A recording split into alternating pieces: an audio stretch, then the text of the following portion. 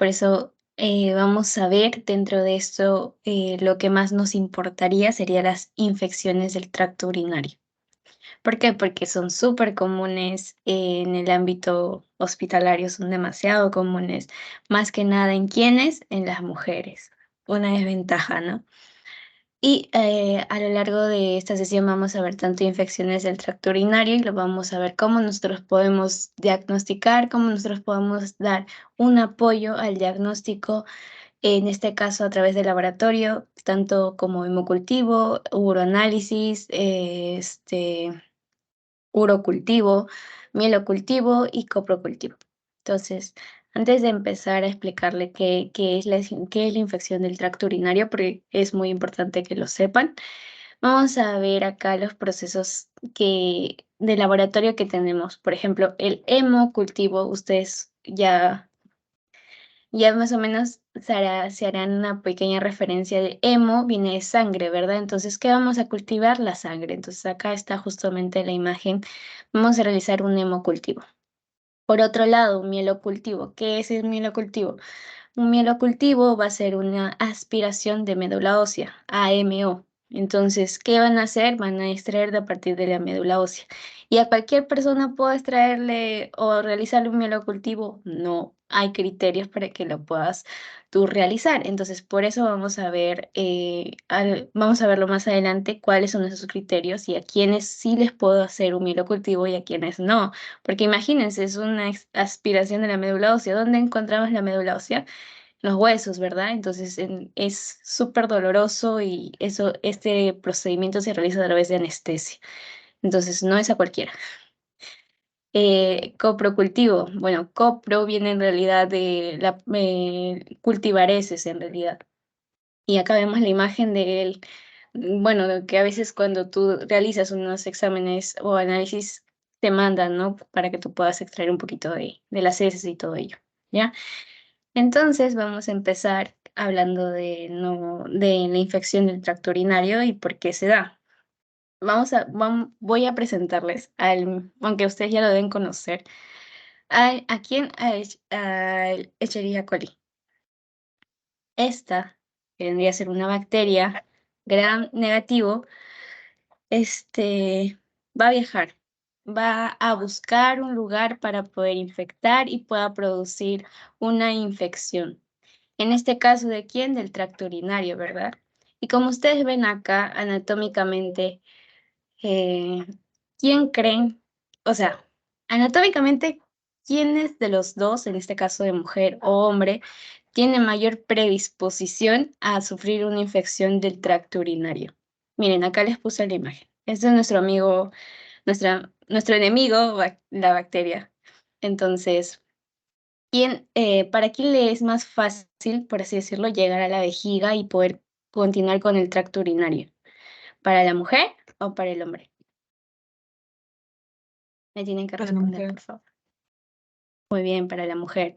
Entonces, acorde a eso, ustedes ya van a ver que de cierta manera la epidemiología de la infección del tracto urinario va a ser a quién, mayormente a las mujeres. No quiere decir que no se dé en varones sí se da, más que nada en los extremos de la vida, por ejemplo, cuando son cuando son pequeños o cuando ya están mayores de 60 años. Entonces, por esto es una de las razones que se da mayormente en mujeres. Entonces, el típico caso, ¿no? Que viene una infección del tracto urinario en una mujer, o bueno, una mujer, ¿qué podría ser?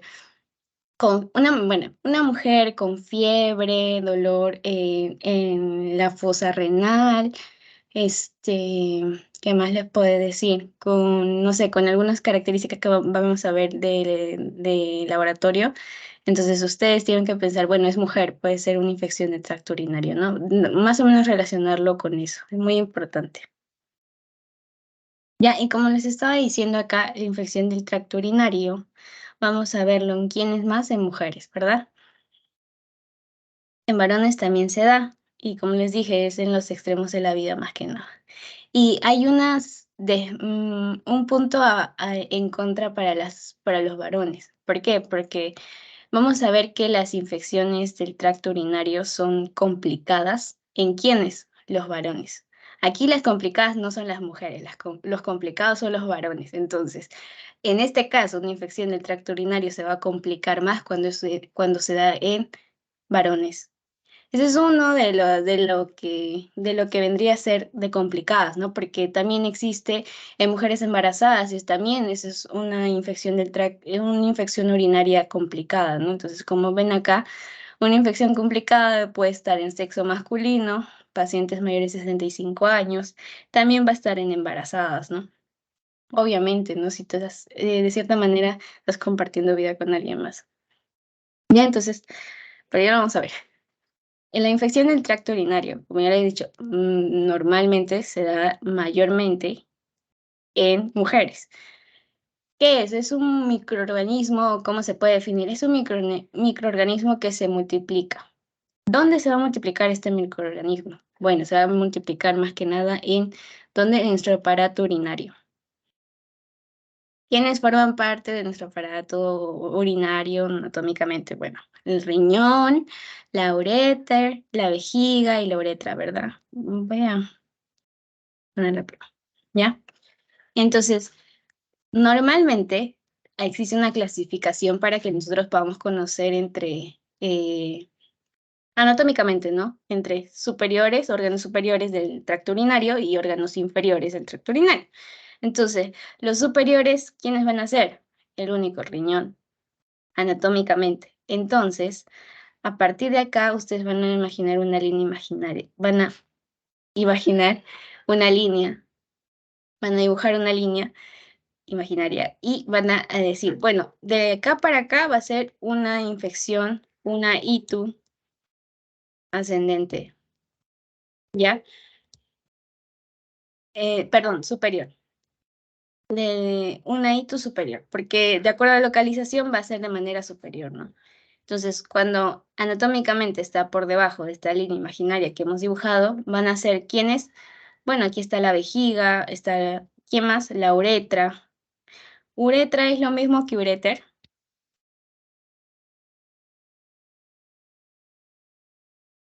¿Sí o no?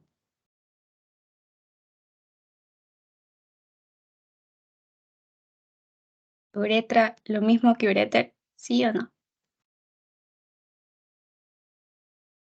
Yo sé que es tonto, pero a veces nos confundimos. Contéstenme, por favor. No es lo mismo, doctor. No es lo mismo, ¿verdad? El uréter viene a ser el conducto, la vía que va a unir el riñón. ¿Con quién? Con la vejiga. De la vejiga, ¿a quién continúa? La uretra, que va a dar ya la desembocadura, dependiendo si es mujer o varón. Bueno, la mujer con el orificio que ya va a dar para que pueda expulsar la orina, ¿ya? Entonces, acorde a eso, nosotros clasificamos entre superiores e inferiores, ¿verdad? Superior, riñón, inferior, vejiga, próstata y uretra. ¿Eso deben recordar? Sí, porque de acuerdo a eso, de acuerdo a la ubicación donde se dé a la infección o la multiplicación de microorganismos, que es lo que se define como ITU, vamos a decir si se llaman, por ejemplo, cistitis, vejiga. Cistitis.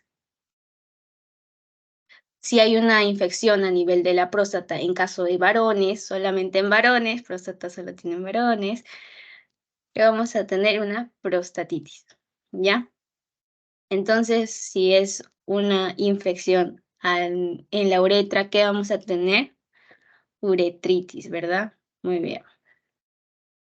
Y en el riñón se conoce más que nada la pielonefritis. Ya es la más común, por así decirlo, dentro de las superiores, ¿ya? Ya, ¿y por qué se da una infección del tracto urinario? Porque hay un desequilibrio, siempre va a haber un desequilibrio. Cuando hay un desequilibrio, pues va a predisponer a que se pueda dar, ¿qué? Una mayor virulencia. En este caso, ¿de quién? De Escherichia coli. Ya. ¿Qué más? Entonces va a haber un desequilibrio de la virulencia y la resistencia. La resistencia va a estar baja. ¿Y qué aspectos de resistencia nosotros vamos a tener normalmente? El IgA es muy importante para que se pueda dar una posible para que pueda ayudarnos a combatir. Si cuando hay una baja de IgA, un menor IgA, vamos a tener una menor resistencia. Y no solamente eso, ¿no? Inmunitariamente, de manera general, vamos a estar bajos. Entonces, va a haber una resistencia baja y una virulencia alta que va a estar en relación a quién, a nuestro amigo, ¿verdad? Y nuestro amigo va a tener situaciones o nuestro enemigo va a tener, ¿cómo decirlo? Fortalezas, características que van a hacer que se dé a una mayor virulencia. Por ejemplo, lo que es si tiene flagelos o no, si se puede adherir o no y todo ello. Pero eso ya es cosa de microbiología y eso, nada. O sea, obviamente que debemos saberlo, pero por ahora no es como que muy importante. Las vías de infección sí es muy importante que ustedes sepan. ¿Cuál es la vía de infección más frecuente para que se pueda dar una infección del tracto urinario? ¿La ascendente o la hematógena? Solo hay dos por si acaso. Ascendente. Ajá, Muy bien, la ascendente. Siempre que les pregunten eso va a ser ascendente. Siempre preguntan también de manera verbal más que nada. Entonces, si la vía de infección más común va a ser la ascendente, justamente por eso es mucho más común en las mujeres que se pueda dar la infección, ¿ya? ¿Y qué quiere decir ascendente? O sea, que empieza del riñón y va bajando, no, ¿verdad? Eso sería descendente. Entonces, si es ascendente, ¿qué quiere decir? Que va a ingresar por quién? Por el conducto uretral, va a ir a la vejiga, va a continuar con los uréteres y va a llegar al riñón, causando que en muchos casos una pielonefritis.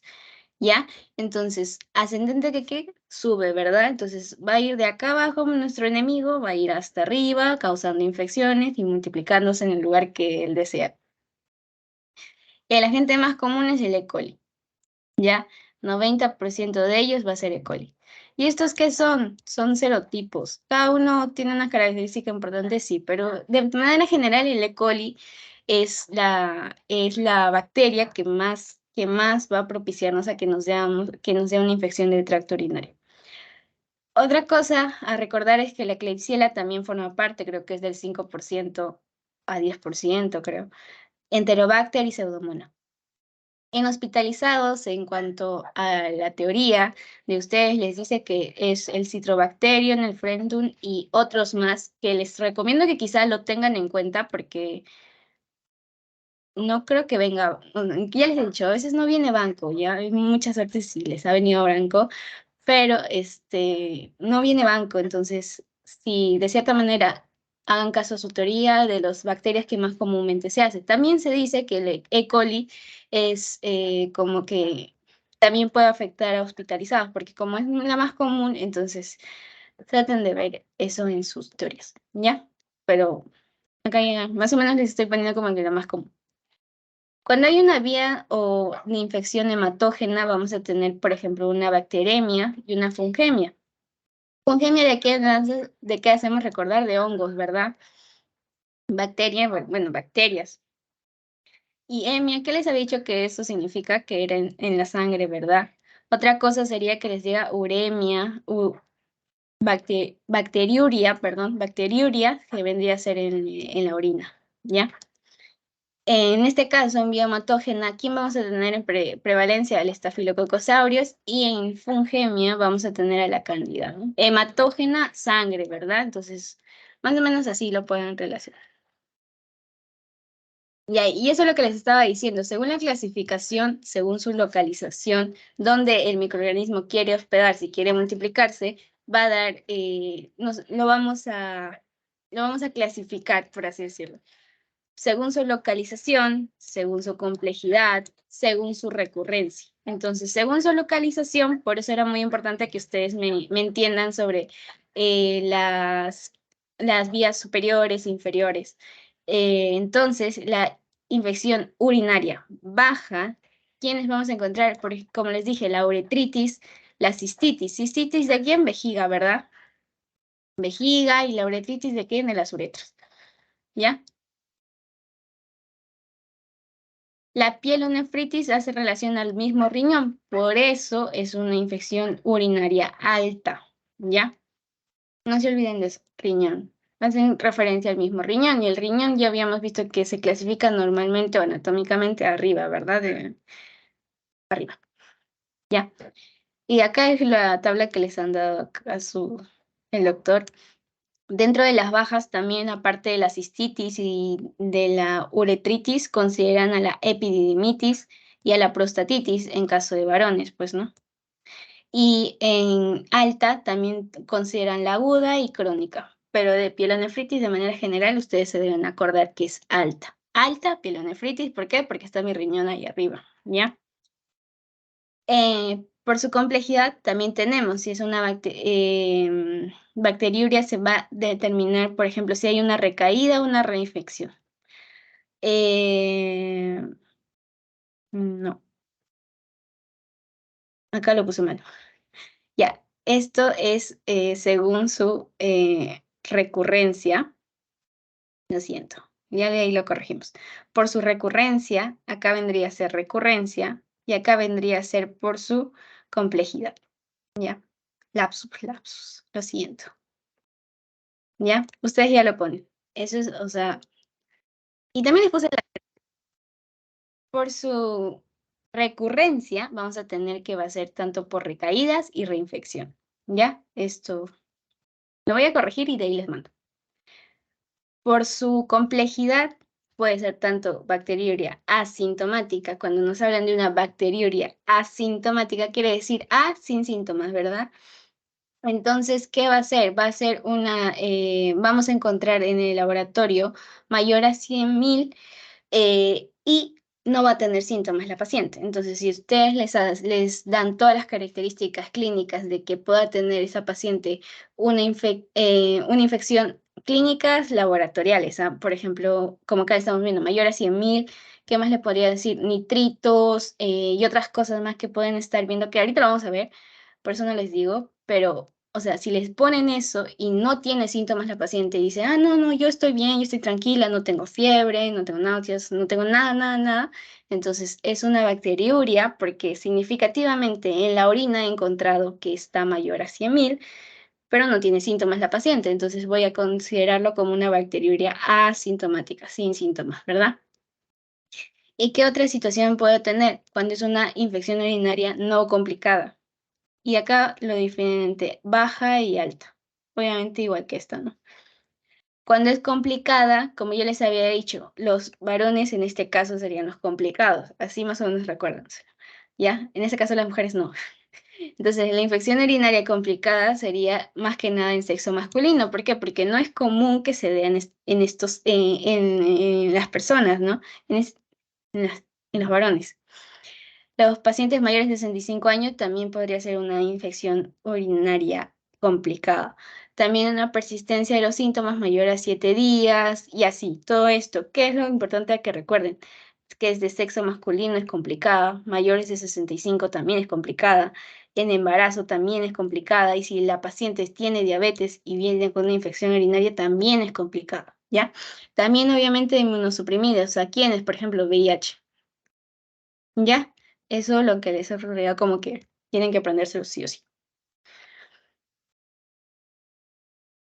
No, no, falta. Ya. Acá les puse los valores de bacteriuria significativa. En varones, cuando es varones, porque obviamente que también da en varones, va a ser mayor a 10.000. Cuando es mujeres, va a ser mayor a 100.000. Este es bacteriuria significativa. Entonces, significativamente, cuando la paciente o los varones o el paciente de manera general no tiene síntomas, vamos a tenerlo de manera como lo diagnosticamos como bacteriuria a mayor a 100.000 en mujeres y en varones mayor a 10.000. ¿Ya? ¿Cómo yo puedo dar el diagnóstico? Vendría a ser a través de clínico y dentro del clínico aquí vamos a tener uroanálisis, urocultivo y estudios de imágenes.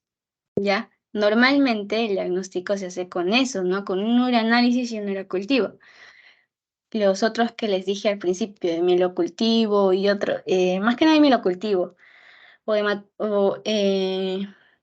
de hematocultivo, no se realizan de manera normal, necesitan criterios para poder realizarlo. ¿ya? El uroanálisis en este caso, acá les puse el flujograma, como ustedes recordarán, hemos visto flujogramas antes de parciales, porque es muy importante que ustedes lo entiendan, porque esto nos da como que las situaciones que nosotros podríamos tener y qué hacer cuando pasan eso. Por ejemplo, hay una sospecha de ITU. Tú, de manera general, tienes una sospecha de ITU. Entonces, ¿qué vas a hacer?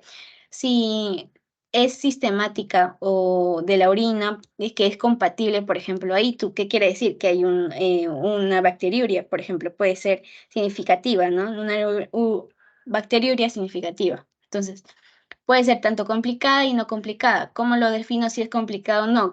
Ya les dije, complicado, varones son los complicados. ¿Quién más? Embarazadas. ¿Quién más? Mayores de 65 años y así. Entonces, no complicado, pues una mujer de nuestra edad, que no esté embarazada, obviamente, ¿no? Entonces, ¿qué más? Cuando es una infección urinaria no complicada, ¿qué vas a hacer? Vas a dar antibioterapia, ¿no? Obviamente que le vas a dar terapia, ¿no? No le vas a dar así, no le vas a mandar así nomás a su casa. Tienes que darle, a pesar de que no tenga síntomas, porque es una infección, es una infección. A pesar de que la paciente esté respondiendo o no esté respondiendo con síntomas visibles, pues sí tiene una bacteriuria, así que le tienes que dar medicamentos, ¿ya? Y aquí te dan las dosis que tú le puedes dar, que eso ya no tiene nada que ver con ustedes, pero en cuanto a la infección urinaria complicada que vamos a tener, si es complicada, es muy importante que realicen el urocultivo. ¿Por qué? Porque el urocultivo, como su mismo nombre dice, va a cultivar y vamos a ver qué germen es el que más predomina en esa infección. Entonces, de acuerdo a eso, aparte de darle el tratamiento empírico, tú tienes que ver a qué podría ser susceptible si la paciente no tiene lo que normalmente es una E. coli, ¿no? Entonces, ya. Eso, sí, y ahí eso es como que general. Lo único que quería que entiendan es que si es complicada, no complicada, qué hacer y qué no hacer, qué pasos seguir, porque hay pasos para seguir, ¿ya? Eh, ya. Otra cosa muy importante que ustedes debemos saber todos, es el proceso para que se pueda dar una recolección de la orina de manera eficiente. Normalmente se le dice a la paciente, bueno, trae tu muestra de orina mañana o de un día para otro, ¿verdad? ¿Por qué? Porque hay criterios, hay situaciones que nos hacen que sea una buena muestra de orina. ¿Qué quiere decir eso? Entonces, mayor a, debe ser después de la recolección, bueno, principio, ¿no? Primero o segundo chorro de la mañana. Es el segundo chorro de la mañana, por así decirlo.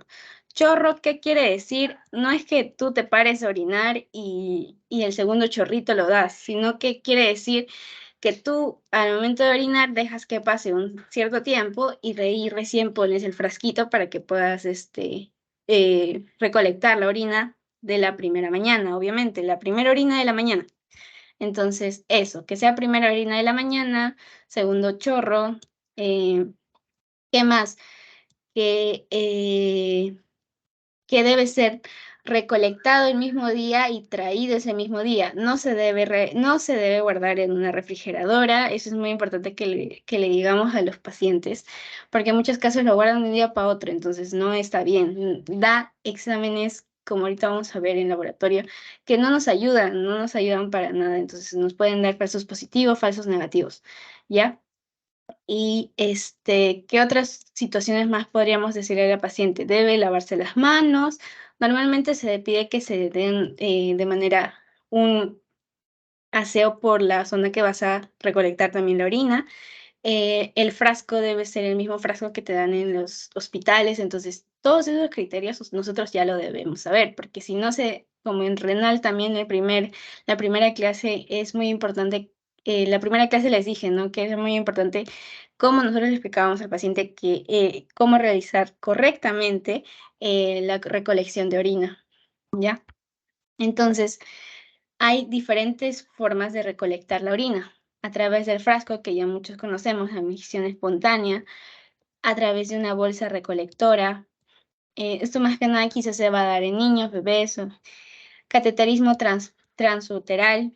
en pacientes que no puedan realizar de manera normal eso, la función de orinar, o estén graves, ¿no? Punción suprapúbica. Esta punción suprapúbica se realiza más que nada en bebés, pero normalmente no se hace, ya, en una persona mayor o lo que sea, no se hace porque es como te van a hincar y para extraer orina, que normalmente lo puedes realizar de esta manera, entonces no es como que, o sea, son formas de recolección, ¿no? La más usada, la más empleada es la micción espontánea, pues tú llevas tu frasquito y lo realizas.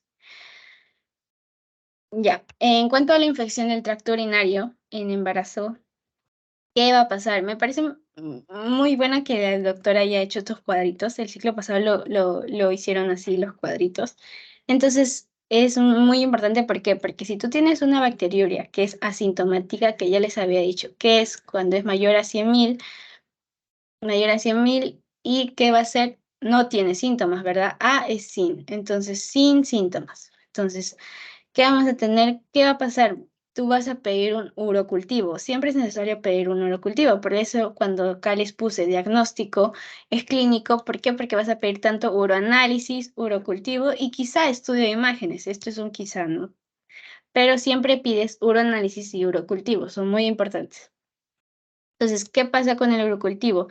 Cuando es una mujer gestante de 12 a 16 semanas, ¿qué vas a pedir? Si es negativo, el urocultivo, que es lo que más nos da es el proceso a seguir, porque justamente acá en el flujograma estábamos viendo, ¿no? Si es una infección urinaria en pacientes que puede ser complicada, voy a pedir sí o sí un urocultivo. En pacientes que no pido urocultivo, pero sí realizo una terapia eh, empírica. Entonces, por eso también les puse esto. Urocultivo en embarazo, en pacientes complicados. ¿Ya? Urocultivo, si sale negativo, pues le das de alta al paciente, ¿no? Todo bien, que vaya a su casa. Pero obviamente que si tiene una bacteriuria, pues le puedes dar un tratamiento empírico. ¿Qué pasa si es positivo el urocultivo? Pero obviamente que no tiene síntomas porque es ausencia de síntomas, bacteriuria asintomática.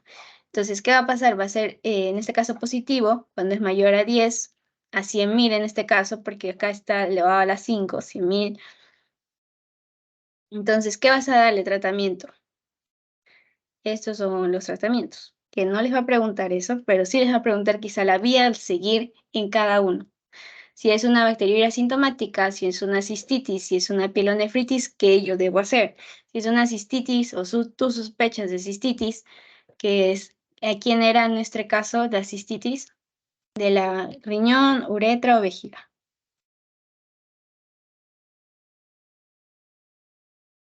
Es una pregunta. Riñón, uretra o vejiga. Vejiga, ¿verdad? Y no lo escuché bien, pero gracias por contestarme, Will. En este caso sería la vejiga, ¿verdad? Entonces, si el urocultivo cuando la persona está gestando sale positivo, ¿qué vas a tener o qué aparte del urocultivo va a tener la paciente? Clínicamente vamos a tener tisuria, poliacuria, urgencia urinaria, dolor suprapúbico. Entonces, ¿qué vas a darle tratamiento? ¿Ya? Ustedes tienen que saber que se da tratamiento. ¿Qué tratamiento se da? No es necesario. ¿Ya? Por ahora. Pielonefritis, en urocultivo, cuando la persona está gestando, ¿qué tienes que hacer? Si es positivo, va a tener que fiebre. Entonces, como ven acá, la pielonefritis se va a distinguir de todas. ¿Por quién? Por la fiebre. Entonces, eso es muy importante que lo recuerden. La pielonefritis nos da fiebre. Ya, esto, siempre recuerdo. Fiebre. Pielonefritis se relaciona a fiebre. Entonces, si te ven un caso en que diferencia cistitis, bacteriuria sintomática, pielonefritis, tú vas a pensar en que la pielonefritis te va a dar fiebre. Normalmente te da fiebre. Obviamente que quizá puede haber otros casos que sí pueda dar, pero generalmente pielonefritis en fiebre. Obviamente que también tienes dolor agudo, dolor, náuseas, vómitos y todos estos síntomas de cistitis, por ejemplo, disuria, poliaquiuria, también puede haber en pielonefritis. ¿Por qué? Porque está dañando el mismo conducto urinario, ¿verdad? Entonces va a tener también los mismos síntomas. Entonces, si es positivo, vas a dar tratamiento, y el tratamiento, ¿qué es en estos casos? Hospitalización. Creo que de cierta manera que les puede venir esto como pasito en sus exámenes o sea, pasito en seminario, práctica, en eso. Ya. Ya, como les había dicho, la toma de muestra es muy importante para que podamos saber, ¿no? La cantidad apropiada, 550 mililitros. Es muy importante que se dé a una medida de higiene adecuada. La higiene debe estar realizada previa a la toma de orina. Debe realizarse en una hora adecuada, que es lo que normalmente se pide o se recomienda, es que sea a primera hora de la mañana, a primera orina de la mañana. Segundo chorro, entre comillas, como ya les expliqué. Y también es importante, la conservación de la orina. ¿Por qué? Porque en muchos casos, como les había dicho, cuando nosotros queremos determinar como una muestra fresca de orina que me puede ayudar a poder determinar una bacteriuria, debe ser trasladado de manera rápida, 2 horas mínimo, de 4 a 8 grados en la refrigeradora, pero no en la refrigeradora del paciente, sino en un lugar especial que tienen los hospitales, ¿no? ¿Y cuánto dura congelado? Bueno, 48 horas, ¿ya? Acá está 4 a 8 grados Celsius, de manera normal va a poder refrigerarse y se puede conservar con químicos. Uy, uy, uy, ya. Ya, y acorde a esto vamos a tener el uranálisis, ¿verdad? Aquí vamos a tener características tanto físicas como químicas y también una microscopía de sedimento. Vamos a tener, como vimos en renal en el primer tema, va a ser de acuerdo al color, al aspecto. Características químicas a tener en cuenta: el pH. ¿El pH es ácido o alcalino?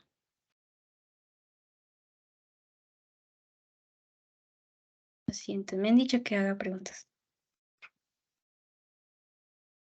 ¿Ácido o alcalino? Ácido. Ácido. Muy bien, ácido.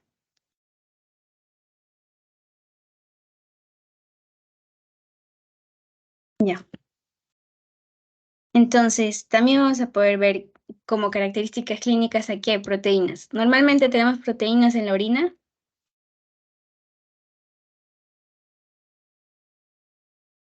No. No, ¿verdad? ¿Se acuerdan del síndrome nefrítico, nefrótico que lo vimos para parciales? Bueno, eso no. Entonces, características químicas, eso: pH, glucosa, cetona, sangre, hematuria, hematuria, siempre sangre, ¿ya? Bilirrubina, que podríamos ver como características clínicas. Microscópicamente, cristales, cilindros. Y acá les puse cilindros hemáticos, es como para que lo recuerden, ¿ya? Que todo esto se ve en un uroanálisis. ¿Qué es lo más importante a tener en cuenta? Y acá les puse diagnóstico de E. coli. ¿Por qué? Porque estas características que les puse acá me va a dar un diagnóstico, como dice, un diagnóstico de que es una E. coli. ¿Qué va a ser? Ay, va a ser un nitritos, ¿qué creen? ¿Positivo o negativo? Positivo. Va a ser nitritos positivo, ustedes ya lo completan. Nitritos positivo. Esterasa leucocitaria positiva, sí, va a ser positiva. Urocultivo de lactato, ¿va a estar positivo? Sí, va a estar positivo. La tinción de Gram. Tinción de Gram ustedes lo habrán visto por fármaco, que vemos la Gram, si tiene una pared de la bacteria y todo ello. En este caso, los bacilos que van a ser Gram negativos, la E. coli es un Gram negativo. Entonces, estos 4, muy importante que se lo aprendan. Ojo, péguenlo en su techo. Diagnóstico de E. coli: nitritos, esterasa leucocitaria. ¿Por qué va a haber leucocitos? Leucocitos, ¿se acuerdan que era muy característico de una infección? Y la E. coli, ¿qué causa? Es una infección, ¿verdad? Es una propagación de microorganismo, en este caso del mismo E. coli, entonces va a propagarse, va a ser una infección. Normalmente no debe ser así, entonces vamos a tener una esterasa leucocitaria y todo ello, leucocitos, leucocitosis en sangre también podría haber. Entonces, eso recuerda, ¿ya? Bacilo Gram negativo. Nitritos positivo, leucocitaria positiva, urocultivo lactato positivo y tinción de Gram negativo. ¿Ya? Hasta ahí. ¿Alguna pregunta?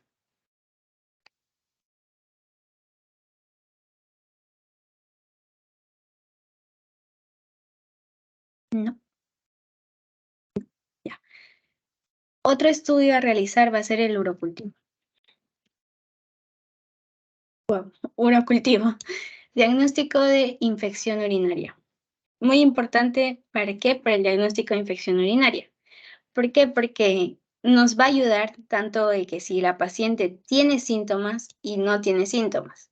Si, por ello, es muy importante que se pida el urocultivo en pacientes cuando hay una infección urinaria complicada. Porque en muchos casos puede tener síntomas y otros que no puede ser asintomática, ¿no? Entonces, sintomática podría estar en relación a los complicados. Podría, porque de cierta manera va a variar, ¿no? Pero recuerden que urocultivo nos va a dar un diagnóstico tanto en personas sintomáticas como sintomáticas. Por eso siempre lo pido también con el uroanálisis. ¿Ya? Igual, el procedimiento, recolección de muestras, muy importante. Uso de asa calibrada. Esto más que nada recordar que es una incubación de 24 horas, ¿ya? Entonces, urocultivo, ¿qué hace relación cultivo? Cultivar, ¿verdad? Entonces, ¿vas a cultivar a quién? A la orina, a lo que se da. ¿Y a través de qué situaciones o qué tipo de sembrados voy a tener? Voy a tener el CLEP, el agar sangre, que es esto, este sería el agar. No, perdón, el McConkey sería este. Otro a tener en cuenta sería el agar sangre, ¿no? Agar sangre, McConkey, ¿ya? Acá vamos a poder identificar el germen. De esta manera, así rosadito, todo bonito, se va a poder ver un Escherichia coli, ¿ya? ¿Cuándo? Cuando es mayor a 100.000. Mayor a 100.000, ¿ya?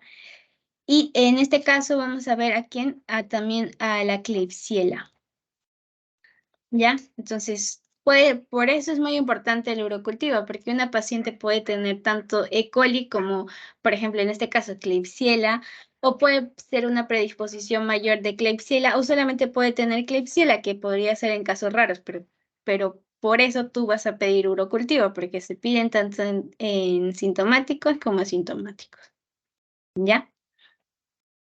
El microorganismo más común es Escherichia coli. Luego, ¿quién sigue? Klebsiella pneumoniae. Luego, Protus mirabilis y así. Pseudomonas y todo eso. Que es importante que se aprendan los 3 primeros al menos para que se puedan recordar. ¿Y quiénes son estos? Son enterobacterias. Pertenecen al grupo de las enterobacterias. ¿Ya? Otra cosa a tener muy en cuenta y no se confundan, ¿ya? Un diagnóstico de bacteriuria va a ser mayor a 100.000, cuando tenemos mayor o igual a 100.000. Esto ya nos da algo positivo a que hay una infección, ¿ya? Un germen que está ahí. ¿Ya?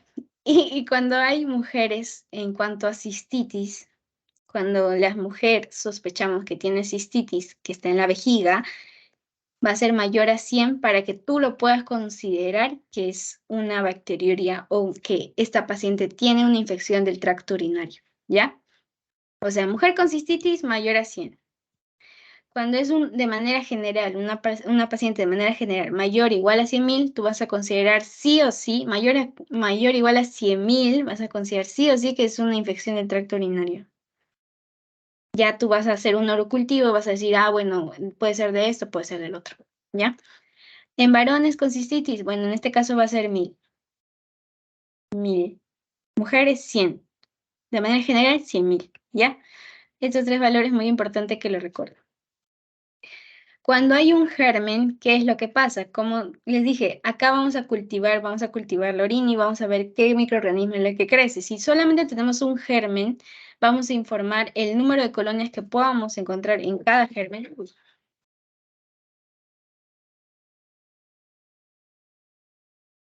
Vamos a informar el número de colonias y el antibiograma. Se me fue el mouse, no sabía dónde estaba. Ya. El segundo germen, o cuando encontramos 2 gérmenes en un urocultivo, ¿qué vamos a tener? vamos a realizar ¿qué? Vamos a informar el número de colonias y se va a pedir otra muestra. ¿Por qué? Porque a veces como no se realiza un buen o una adecuada toma de orina, se puede contaminar con otros gérmenes que pueda tener la paciente no sé, en la vagina o en los labios y todo ello que podría tenerlo. O el recipiente puede estar, no lo pudo haber empleado bien y muchas otras cosas más, lo pudo haber traído de otro día y así. Entonces, muy importante que lo recuerden esto. También recordar que cuando hay 3 o más gérmenes, vamos a tener un cultivo mixto. Cuando es un cultivo de 13 más gérmenes, esta muestra no vale, por así decirlo, y tienes que pedir una nueva muestra. Entonces, eso. ¿Ya? ¿Qué otra cosa, qué otro estudio se puede hacer? Es un hemocultivo. Hemo, ¿qué les he dicho? Es sangre, ¿verdad? ¿Vas a cultivar a quién? A la sangre. ¿Para qué? Para ver si existe una bacteremia. Hemia, sangre, ¿verdad? Es sérico. Lo otro que habíamos visto que era bacteriuria, ¿verdad? Uria, al final, orina, ¿ya?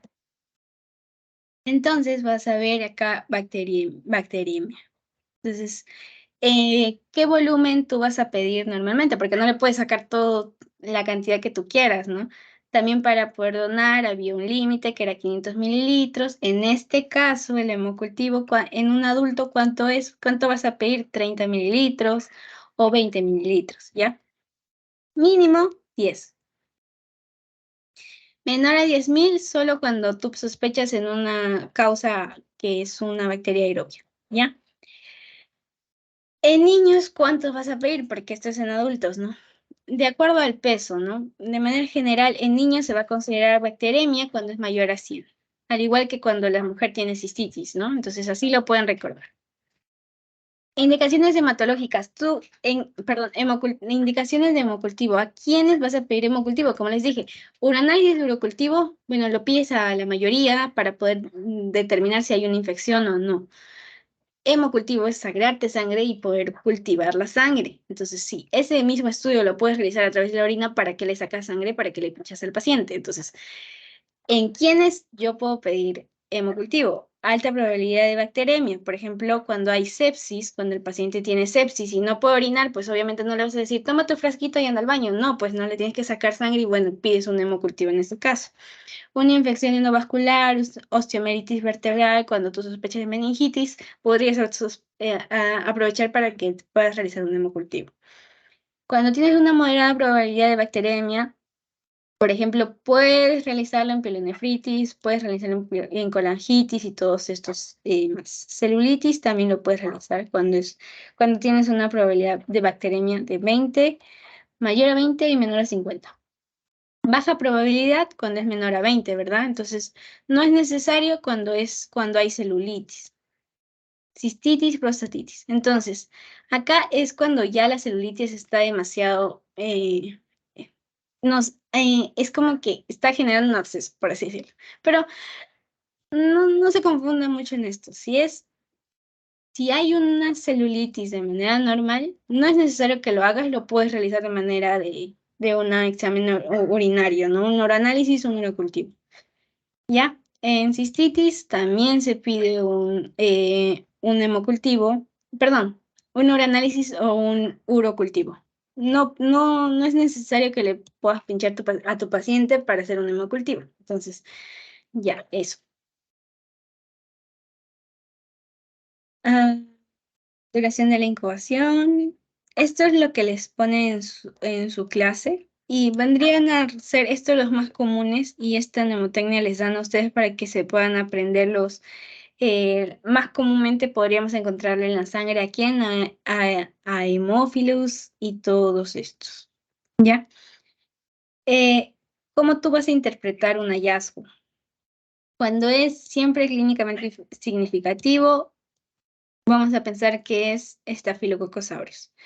Cuando podría estar contaminado o no es muy significativo, entonces, ¿qué vamos a pensar en un Enterococcus?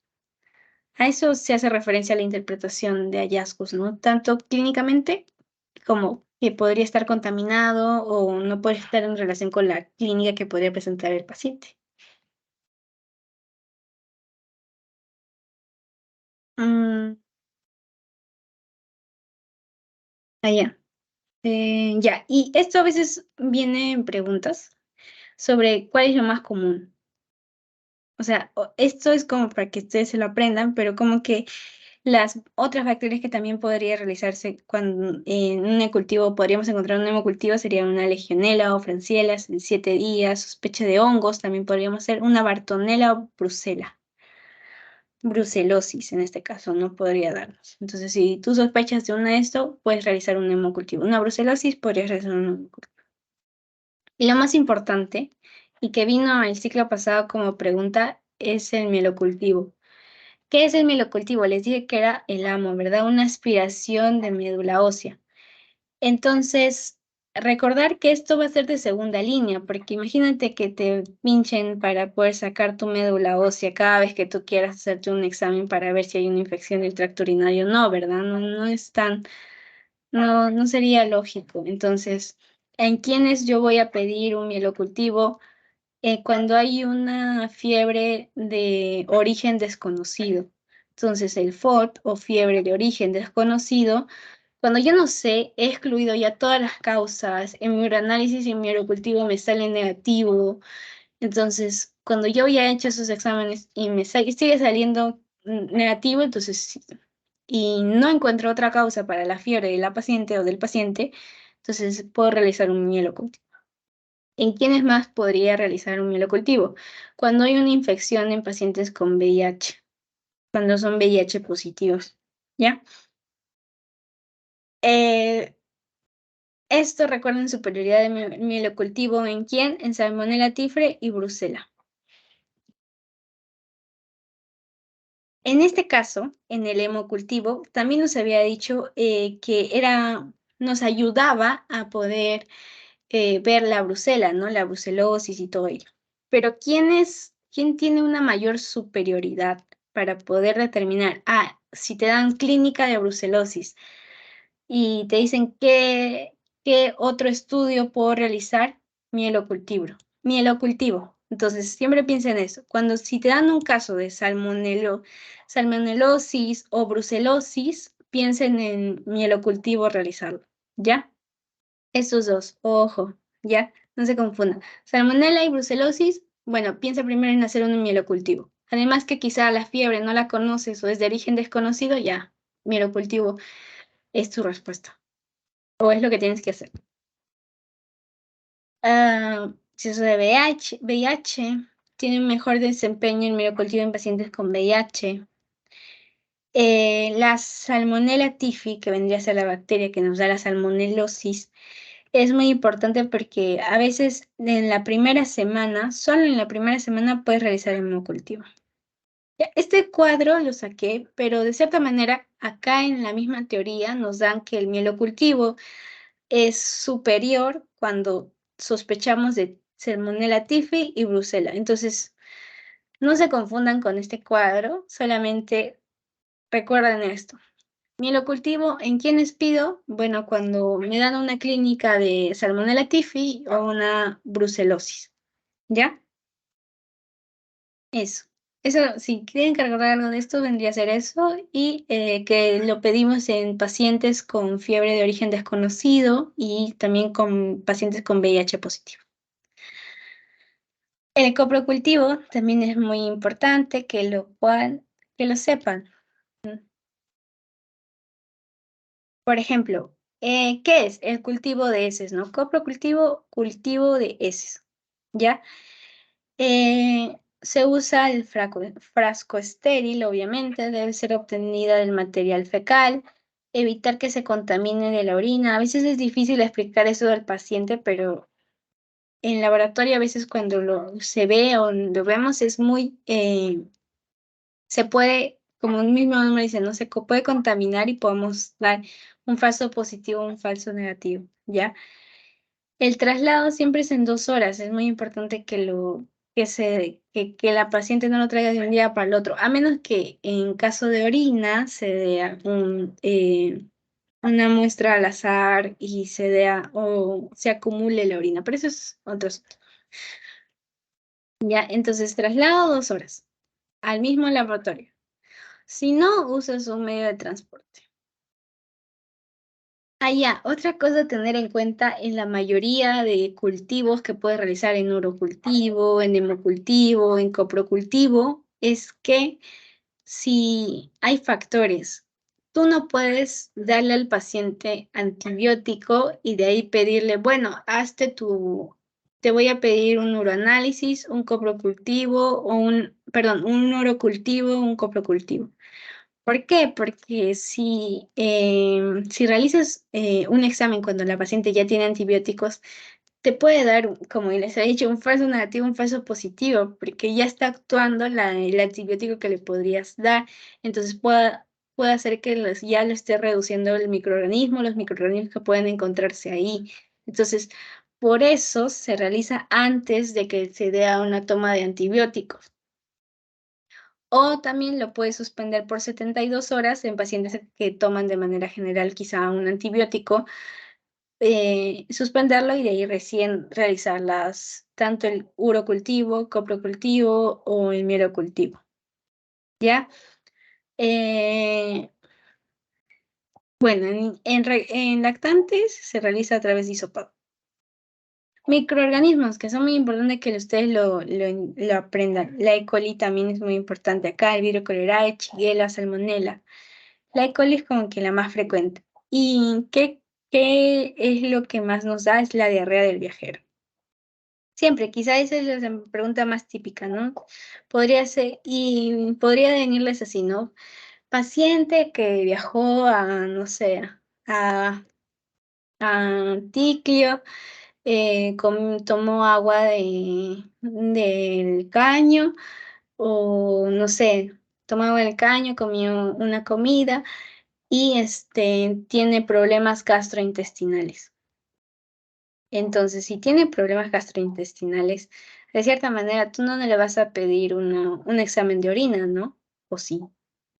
O sea, podrías pedirle, pero lo más adecuado sería un coprocultivo. ¿Por qué? Porque si hay un problema del tracto gastrointestinal, siempre voy a pedir un coprocultivo para ver qué es lo que está pasando en el tracto digestivo, ¿no? No me importaría mucho en ese momento pedir un uroanálisis, porque no va, porque el coprocultivo, como acá les pongo, su utilidad va a ser en quienes, en infecciones del tracto gastrointestinal.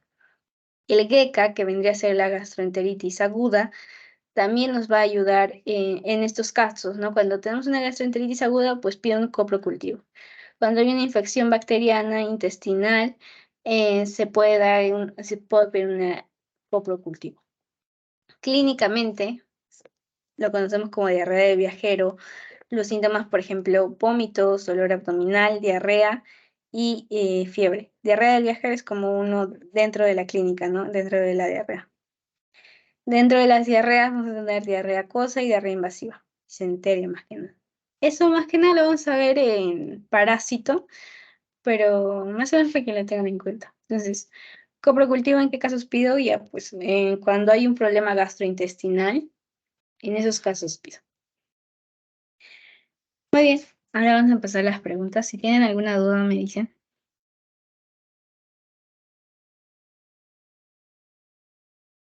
Nadie tiene voz.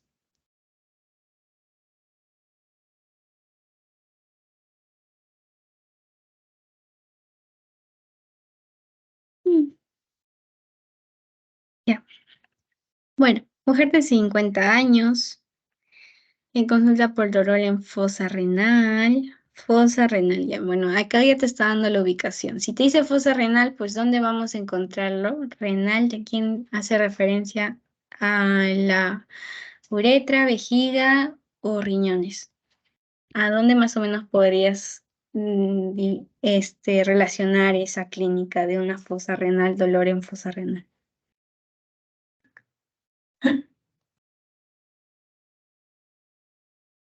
Al riñón, ¿verdad? No te escuché, Valeria. pero podríamos relacionarlo a un riñón, ¿verdad? Entonces, si es una fosa renal, pues podría estar en el riñón. Podría estar también en la uretra, quizás sí en el conducto uretral, ¿no? En el uréter, perdón. En el conducto del uréter podría estar en la parte superior. Entonces, conducto del uréter va a estar superiormente. Podría estar también. Entonces, si te da un dolor en fosa renal, riñón y quizá al principio de la uretra, ¿ya? Poliaquiuria. ¿Se acuerdan que les había dicho que era poliaquiuria, que era poliuria, que es parte del semio que ustedes están llevando renal, que quizá ya lo van a llevar? Recién lo van a llevar, pero es muy importante que aprendan. Mm, em, para que, para que ya más o menos lo entiendan, la polaquiuria va a ser la frecuencia. O sea, va a haber una micción frecuentemente. En cambio, la poliuria va a ser un aumento de volumen. Entonces, poliaquiuria, mayor frecuencia de ir al baño. Y poliuria va a ser como el volumen. Va a haber un mayor volumen al momento de orinar. En este caso te da una mayor frecuencia de baño. Disuria, que vendría a estar en relación aquí a una dificultad, un dolor al momento de realizar la micción, ¿no? Temperatura de 38 grados Celsius. Fiebre. ¿Qué les había dicho? Que pensemos si la paciente tiene fiebre y cuando tenemos un contexto, en este caso de una infección del tracto urinario. Si tiene fiebre, vamos a pensar en qué les había dicho. Pielonefritis. Muy bien, pielonefritis. La mayoría de casos sí da, no solamente en embarazadas, sino que en fiebre es muy característico de pielonefritis. Entonces, aparte de eso, aparte de esta clínica que nos da el análisis de orina. Como les he dicho, la clínica de un diagnóstico de E. coli, vamos a tener a quién, a los nitritos, ¿verdad? En este caso, nitritos positivos. Y acá les dan nitritos positivos. ¿Qué más voy a tener positivo? La esterasa leucocitaria. También va a estar, mira, positivo acá. Positivo de 3 cruces. Recuento de leucocitos. Bueno, hay un recuento de leucocitos mayor a 3,4 por campo. Esto más que nada lo vimos en renal. Entonces, si repasan eso, también pueden verlo. Entonces, leucocitos, bueno, recuerden que hay una leucocitosis en este caso. Podría haber. Ay, perdón, ay. Entonces, ¿cuál sería? Ya con en vez de darte todos estos datos, te están diciendo nada más que hay una sospecha de E. coli o que tú ya tienes, ya se tiene el diagnóstico de E. coli. Entonces, por eso les dije que era muy importante, porque en muchos casos quizás no les van a decir, ah, pienso en E. coli y tengo temperatura de 38, tengo poliacuria, fosa renal. No, te van a dar este diagnóstico porque es parte del laboratorio, ¿no? Tienes nitritos, tienes estereasa, entonces eso es muy importante que lo recuerden. Todo esto es diagnóstico de E. coli. Ya tengo esto si pienso en E. coli. Gran negativo y lactato positivo también les puedo poner en urocultivo. Entonces, acorde a eso, ustedes ya van a pensar, ah, bueno, es un E. coli, pero ¿de qué podría ser? ¿De tuberculosis genitourinaria? ¿Creen que sería tuberculosis? Lo vamos a ver más adelante, tuberculosis, pero no sería una tuberculosis porque no te dan como que las características de una tuberculosis. En una tuberculosis ya han pasado semio de neumo, entonces habrá hemoptisis, ¿qué más podría haber? No sé, ¿qué más? Podrías pedir en este caso de manera laboratorial cultivo, pero un hada, entonces, o sea, nada de eso has pedido, entonces ni siquiera lo pienses, no es tuberculosis. Endometriosis. No hemos hablado de endometriosis, pero viene a ser una infección, es de las mujeres, ¿ya? Pero no tiene nada que ver la endometriosis acá. Síndrome nefrítico. Nefrítico había tres que sí o sí tenían que aprendérselo para el examen parcial. ¿Cuáles son?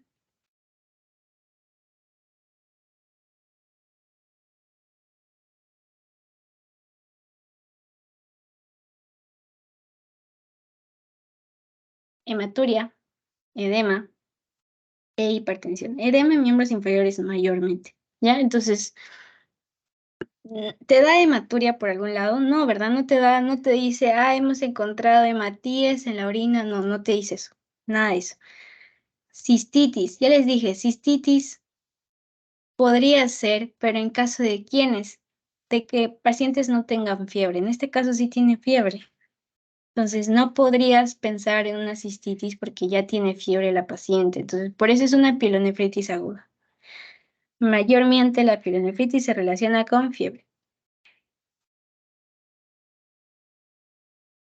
Ya. Paciente de 30 años, gestante de 16 semanas de gestación, acude a su control, es gestante, centro de salud en donde se encuentra un urocultivo positivo mayor a 100, 105, mayor o igual a 105 para E. coli, Escherichia coli. Ella manifiesta que no presenta ninguna sintomatología en relación con ITU.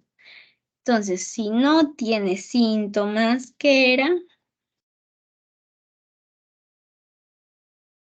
Asintomática. Muy bien, una bacteriuria asintomática. Entonces, si dice uretritis gestación, nada, lo tacho, lo tacho. Pielonefritis en primer, no, lo tacho porque ni siquiera me da fiebre. Entonces, no tiene uretritis, no tiene cistitis. Pero en el pélvico urinaria inflamatoria tampoco.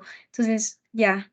¿Qué me queda? Bacteriuria asintomática. Eso misma no está la respuesta, ¿no? Tienes bacteriuria significativa porque en este caso la paciente al estar embarazada vendría a formar parte de una infección urinaria en que se podría complicar, ¿no? Entonces, si ya tiene mayor a 100 en este caso, sería 100, creo, elevado a la 5, pero es cosa de redacción, creo, porque sería 100 elevado a la 5, porque es mayor a 100.000, ¿no?